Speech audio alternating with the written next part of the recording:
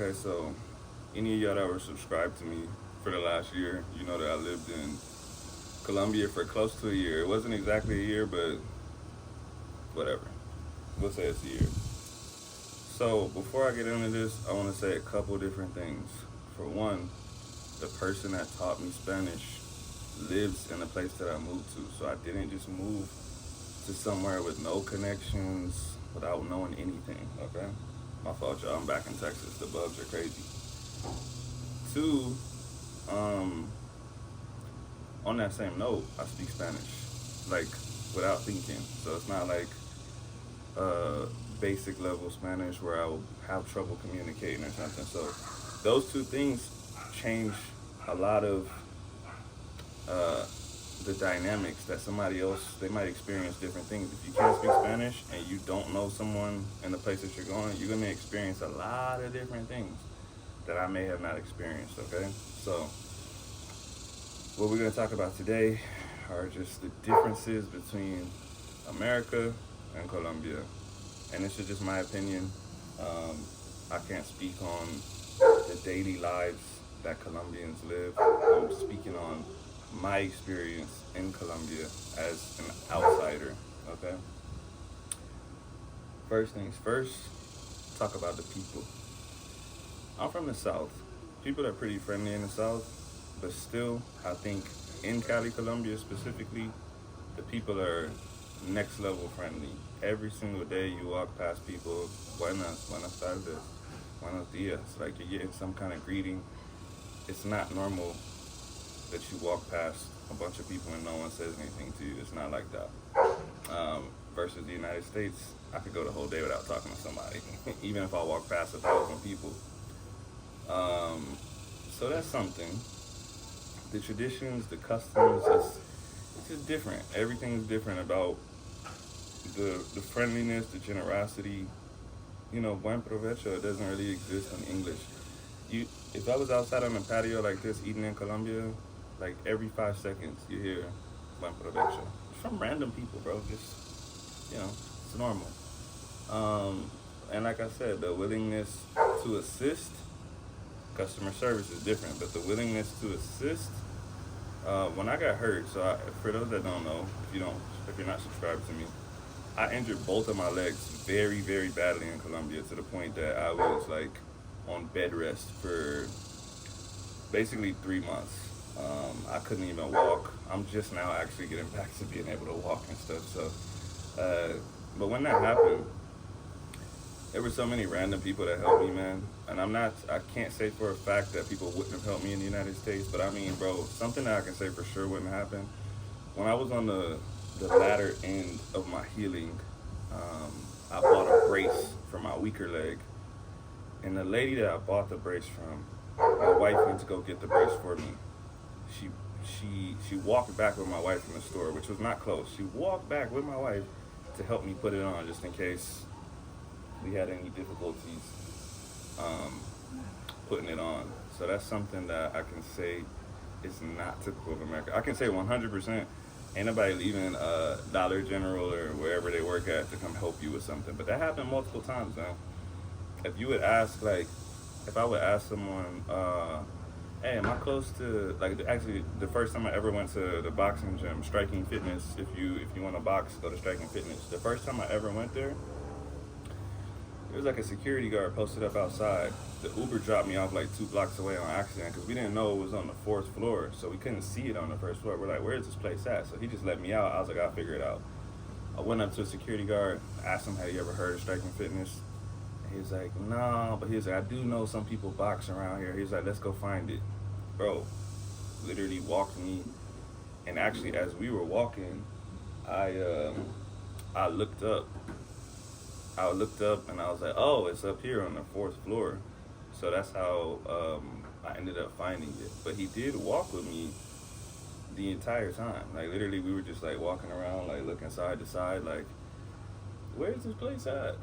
And he didn't mind. He wasn't like upset. He offered. He did it. You know what I mean? So the willingness to help. A lot of times what you see in America is like a very mind your business type of attitude. Like even right now, something, some kind of a, some kind of event is happening in my neighbor's yard. I don't know if it's friendly. Yeah, that's fine. I don't know if it's friendly or not, and I'm not about to find out. That's not our culture. I'm not gonna go jump over the fence and say, "Hey, you guys need some help." It sounds like you guys are in distress. Don't. That's my mom's dog. My mom was just out here, so I totally lost my train of thought. Actually, what was I saying? Oh yeah, mind your business attitude, right? That's just the American way, man. It's less in the South. It exists more in the North, I think, because when I went to college in New York, I was very surprised at the amount of people that didn't make eye contact, didn't talk, didn't do anything really. But it's still American culture. We mind our business for the most part. You don't want to get too involved in other people's stuff. And I would say where I was at specifically, that was not the case. Cali, Colombia, the people were very. You could have a conversation with anybody, bro. If you walk up to somebody and start talking to them, I never once, not one single time, and I can't say I'm like a super extrovert, but not one time when I tried to ask someone a question or try to strike up a conversation with someone did I get ignored, or even I was never even given a bad attitude, bro. In America, you try to talk to somebody, they're kind of like, "Why are you talking to me?" Either through the suspicion of crime, or they're just unfriendly, or they don't know you, but it'll be like, "Why are you talking to me?" Whereas, like I said, I never got that in Colombia, specifically where I was at, in the neighborhoods that I was in. And that's another thing too, since I'm on the topic of neighborhoods, like I said in the beginning, my experience will probably be different than a lot of people's that might go to Cali, Colombia, because I suspect that you would stay in a touristy area, which I did not. Me and my wife both speak Spanish. We felt comfortable staying somewhere. We wanted to be where there was a lot of people. A touristy area, a lot of times, not a lot of people are there because it's for tourists, right? And so the streets are more empty. To me, it's actually a little more dangerous to be in those areas because people know that people with money are there. And the more empty the streets are in Colombia, the scarier it is. Because if someone pulls up on you on a moto or something like that, like, what are you going to do? No one's around to help you. And I'm going to be kind of all over the place because it's going to be a long video and I'm going to be talking about everything. But I'm going to come back to this. But since I just said no one will help you, there's something interesting that happens in specifically Cali, Colombia. But I know it happens in other parts of Colombia too. But like I said, I want to just talk about Cali because that's where I lived at. Paloterapia. So, if someone commits a crime, right? Like right now, if we were in the neighborhood and somebody like jumped over the fence and stole something from me, and I like yelled like, "Oh, ladrón, ladrón," the whole neighborhood would beat their ass, bro. Like they would literally run out of their houses and smack them up and hold them down and until the police come. That will never happen here. You you might not even get the police to help you here. But yeah, no, that's another part of the willingness to help, right? That's something that has spawned in the culture in Colombia. They were kind of tired of the police not doing anything, so they started doing it themselves. But back to where to live and streets being empty and stuff like that. We lived in a couple of different spots before we found a permanent place that we want to settle down for like the next. I think the first few places we stayed were like 2 weeks apiece. We're kind of like filling out the area and stuff, and then the last place that we stayed there for like 8 or 9 months. And so, like I said, in those places there was literally always people outside, like literally even at 10 p.m., 11 p.m. Depending on where you're from in America, like neighborhoods that are not super upscale, people sit on the porch. It's kind of like that. Like literally, I will go out sometimes because they have like the equivalent of DoorDash there, right? It's called Rappi, and I will go out sometimes to pick up an order like super late night. And people, like typical like uncles sitting on the porch listening to music, drinking. You pop out and they're like, "Hey, you want some?" I'm like, "Oh no, I'm chilling. I'm about to go back inside." Um, but that was super typical of our neighborhood. So it was harder for crimes to be committed because there was always people around. But in those touristy areas, if you watch a lot of videos, like for me, I'm like, I want to know everything about somewhere I'm going. So I watched a lot of videos on Cali, Colombia, on Colombia in general before I went. And everyone that said they got robbed, there was always like three common things to me. One, they were in a touristy area. Of course, like I said, you got money, people know. Two, they're messing with girls. Three, they're being flashy or doing something pretty stupid. Girls, drugs, flashiness, all of that stuff is always connected. I never, I'm not saying that people don't get robbed not doing that stuff, but I never seen one of those stories where they're like, I was just chilling, not involved in anything, and a guy ran up and robbed me. It can happen. Don't get me wrong, it can happen. But that's not usually what's happening in those stories. So I'll do a little segue, I guess, into the second part. I'll go straight into safety from there, since I'm kind of already talking about it anyways. I do not want to be one of these YouTubers that's like, oh, I don't know what they're talking about. Colombia is safe. It's super, super safe. It's not, bro. Like, statistically, it's not. But I think it's dangerous in different ways and for different reasons. One thing about America, like right now, right? I'm outside. My phone's not within my arm's reach. I'm chilling, bro. And if I walk on the street, I'm chilling. I don't think ever somebody's gonna take my phone. Could it happen? Yes, but I don't think they will. When I walk in my little suburb at nighttime, daytime, I don't think someone's gonna rob me. Could it happen? Yes. The thing about Colombia is, no matter where you're at, there's a low level paranoia from everyone. It wasn't just like me because I'm American. Actually, I felt less paranoid than them because I've been to worse places than the place that I was staying at, not the country as a whole. But there's a low level paranoia. It's like, put your phone away. Hey, put your phone away. Hey, make sure you don't count that money outside of your wallet. Make sure you just pull out the bill that you need. And those are good tips anywhere. And even in America, you shouldn't be walking with your phone all around the town and pulling out $100 bills out of your pocket, right? But it's different. It's different. You don't think about that stuff in Walmart. If I need to pay $100, I pull all my bills out, give it to the cashier, I give her what she needs, or he or she needs. In Colombia, even in the supermarket, even in the corner store, anywhere, you don't want to be pulling bills out. You don't want to, you just don't. And, a lot of times in these videos where people get robbed and stuff, you'll feel like they're victim blaming, right? Because a lot of Colombians will come in there and be like, bro, you had a chain on. Bro, you pulled your money out. Bro, you were messing with a girl from blah, blah, blah. It feels like victim blaming, but at the same time, it's not. You're in their culture. You should know how to move. You know what I mean? It's the same, like, the city that I live in, right?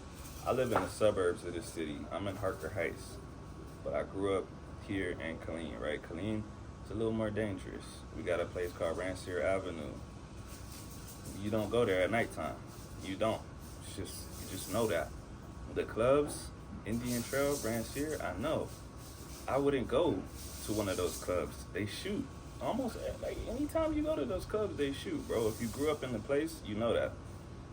So, if someone came here and they went to Rancier Avenue at 2 in the morning and they got robbed, I would say, why would you go to Rancier at 2 a.m., bro?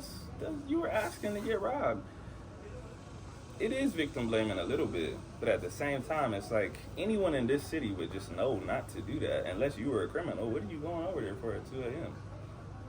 So like I said, if you go to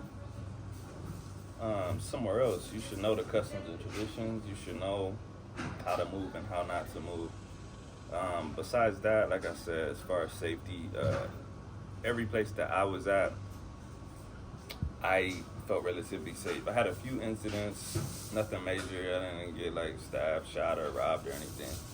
One time, like early when I got there, I was going down the stairs on a bridge, and this was my fault, and nothing happened, but it was my fault because I knew the dude was shady, and I was kind of just like, I was kind of like, whatever. Like if he tries something, I'm gonna whoop his ass. That's what I was thinking. So I was going down the stairs on this bridge after dance class. I was like doing like a little salsa class, right? And I felt like this dude was kind of close to me, but at the same time, my shoe was untied, right? And so I just bent down to tie my shoe, and the dude like literally walked straight into me, bro. And I felt his hand go into my pocket. Luckily, I don't keep nothing in my back pockets, but he tried it though. And as soon as I just made sure my phone was still there and my wallet was still in my other pocket, I kind of looked at him. I'm like, hey, I said, it's like, what are you doing, bro? And then, he tried to act like, he acted like he was hurt. He was like, my leg, like, I didn't even know you're right there. I slipped because my leg. That's what he was doing whenever it happened, right? Come on, Paulo. Follow.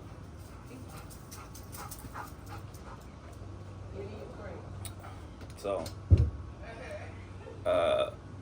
in that moment, I knew what he was trying to do, right? But after I felt like I felt he didn't take my phone, he didn't take nothing. I made sure my cards were still there. I knew he tried to pickpocket me, but he didn't get it. So I'm like, I'm not gonna smack this dude. He was unsuccessful, and I would be causing more trouble in a country that I'm not from.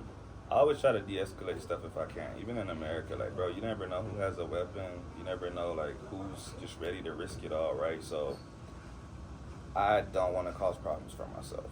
If I have to defend myself, I definitely will. But if not, there's just no point, right? So I let it slide. I basically was like, get out of here. In sweeter words, I was like, get out of here, leave me alone. And he just kept acting like he was hurt, and there was like a lady and someone else coming up, so I just kind of told them like, hey, be careful because there's a dude up there, and he's shady.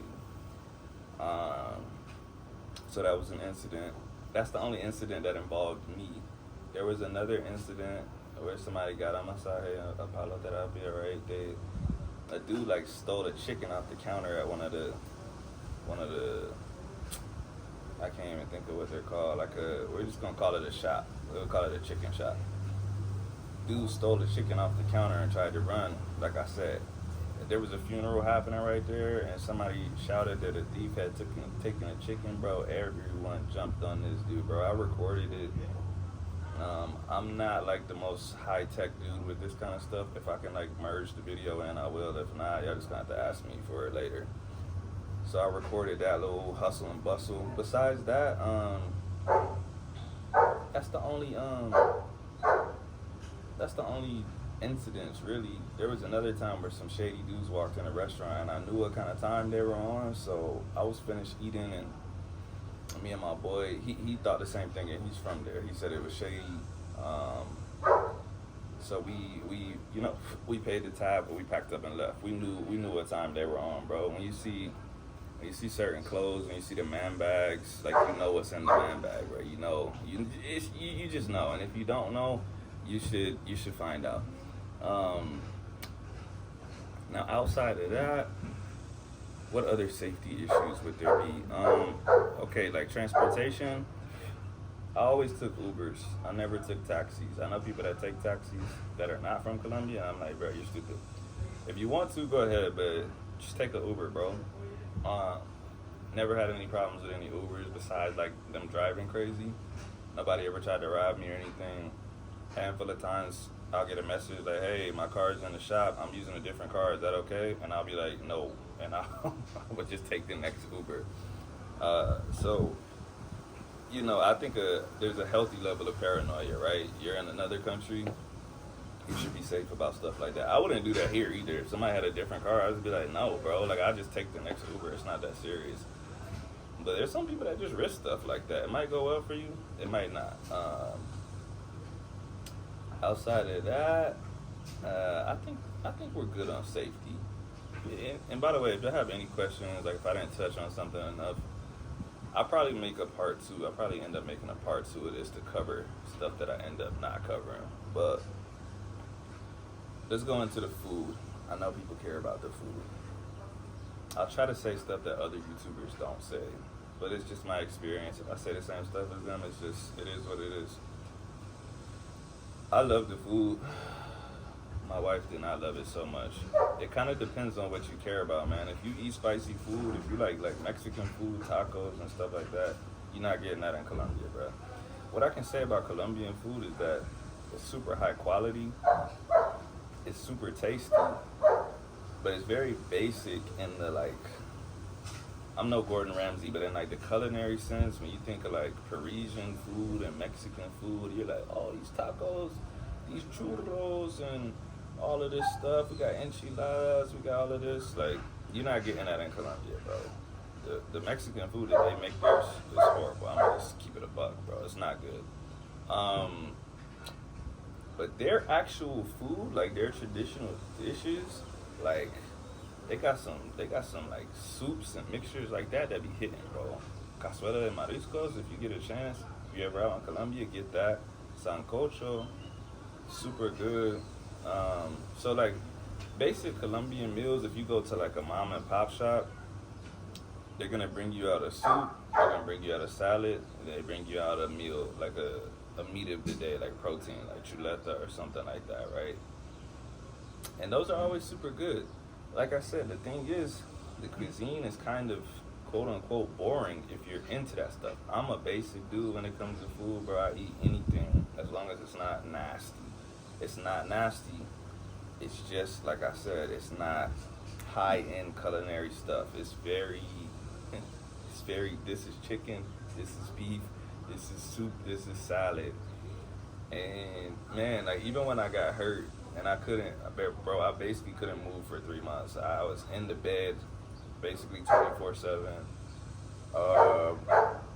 Bro, I was eating 3 meals a day, like 3 big meals a day, and I didn't gain a single pound, bro. I thought I was gonna be like so fat, and like, if y'all follow me, y'all know I lift weights in a box, and so I was about 225 in pounds before I got hurt. And so 4 months later, when I got here and I stepped on the scale, I expected to be like 240 or something. I really hadn't looked at my physique. I just didn't even want to look, bro. I'm like, bro, I haven't worked out in 4 months. Like, I don't want to look at myself in the mirror. Like, I don't need to. So I stepped on the scale, just to get a baseline, and I'm like, 224. I'm like, how's that possible, bro? Like, I have done no activity for 4 months. But the food is just so filling and high quality that, like, even their junk food it's not nearly as flavorful as American food, right? Like the Doritos, the sweets, all of that stuff. If you're like very into flavor packed stuff like Doritos and whatever other sweet cookies, you're not getting that, bro. Their stuff is not like that. It's good. It's just not super artificial like ours. It's not insanely packed with all the flavor molecules that you could fit in there. Bro, half the time they don't even be serving sauces, bro. The chicken is good enough that you don't need sauce. But I'm just the type, bro, I've been eating chicken with sauce my whole life. Hot sauce, barbecue sauce, ketchup, something. So I'm like, damn, I can't get no sauce, bro. Like, they're just not huge into like packing the flavor in like that, bro. They're just not. But like I said, it's still good. Get you some sancocho, bro. Get you some chuletas. All of that stuff is great. But like I said, if you're not about to see Colombia like on no top 5, top 10 list of like best places to eat. You'll always see Mexico on there, right? You always see Italy. I bet you've never seen Colombia. So if you go there thinking that you're about to get some amazing taste experience, if that's what you're expecting, I think you'll be disappointed. If you know what you're getting into, you'll be like, this is good. This is high quality food. It's healthy. Bro, you in Cali, bro, I mean, I'm a pretty big dude. Anywhere, I think. But in Cali, I was like always by far the biggest person. It's hard to find clothes that fit and stuff, bro, because they're so healthy, bro. They walk all the time. They're eating healthy food all the time. Like everyone's just crazy lean, bro. And so that's just what it is. Don't go there if you're looking for the craziest, disgusting fast food meals. Like I know, like Italy and some other places, You can just get disgustingly good food. That's the best way I can describe it. Colombia is not one of those places. It's just not. Hopefully, no one's offended by that. It's just, it is what it is. I love the food. I love Colombia. What else we got? Food, safety, people. We'll talk about like the infrastructure, things you could expect, things that are different. Um, this is basically true of all Latin countries, but the toilet paper situation, bro, like in Latin America, they don't be flushing your toilet paper. You gotta throw it in the waste bin. I don't like that, bro. I'm just keep it real with you. I don't like the thought of wiping. And putting it in the trash can. I just think that's disgusting, me personally. Um, yeah, so that's something. Their drainage situation, specifically Cali, their drainage situation is messed up, bro. If it rains, the streets are like flooded, bro, like crazy flooded. The rain was always enough to knock the power out. If it rained, I knew I was gonna lose my Wi-Fi. Yeah, the rain was just The rain was enough to do that in a lot of situations. The rain would mess a lot of stuff up. If you were trying to go somewhere, traffic's crazy if it's raining. Drainage. Yeah, the water situation. Okay, if you haven't lived in both of these places, you won't know what I'm talking about. Because everyone I talk to in Colombia, they're like, no, there's hot water. No, there's cold water. Bro, that joint is either hot or cold in Colombia. They don't have like that hot warm, you know what I'm saying? Like if the handle's over here, it's super cold, and you go, now you warm, and you go, now you warm hot. This is super hot. It's not like that in Colombia, bro. Everywhere we stayed, there were some places that were better than others, but you're basically deciding between a cold shower and a scalding hot shower. And even if it reached that scalding hot, they wouldn't stay there. Now keep in mind, I didn't stay, like I said, I didn't stay in like the richest part of Colombia. I didn't want to. Could I have afforded to? Don't worry about it. Maybe. But I didn't want to do that. I didn't want to, like, all right, my life here in America, bro, besides my family, I haven't had a conversation with someone in like 5 days, bro. I did not want to move to Colombia and live that exact same life. Like the whole thing was I wanted to interact with a bunch of people. I wanted to experience a new culture. I didn't even start off the video by telling y'all why I moved to Colombia. But everyone knows already. The dude that taught me Spanish was from Cali. And I literally, like, we became such good friends. I'm like, bro, I'm going to come out there and visit you one day. But I kind of got sick of life in the U.S., bro. And so I said, you know what, bro, I'm going to move out there. Like, I want to speak more Spanish. I want to learn how to dance salsa caleña specifically. I just want to do something different. So I just popped out, bro. I just left. I really just packed up and left. And so, like I said, I wanted to do something different. I didn't want to go over there and live the exact same life. And on that same note, if you're moving somewhere to learn Spanish, that's something you need to keep in consideration, keep in mind. Because if you move to the nicest part of where you're going with your money, you might move into essentially where I'm at right now in America, a community where people don't talk to each other because they have money. They're not just sitting out in the street. They're not walking places. They got cars. That might not be the best move for you. You might want to move somewhere that's not dangerous, but still not too rich, so that you're actually interacting with people, meeting your neighbors and stuff. Like, bro, I don't even know my neighbors. I don't know any of my neighbors, bro. Not one of them. I know someone way down the street just because I grew up with him. But in Colombia, where I lived at, it's impossible. I knew everyone on the street. Everyone on the street knew me. They knew my wife. They would, ask us to come eat, ask us to come dance, ask us to do whatever. That's just how life was.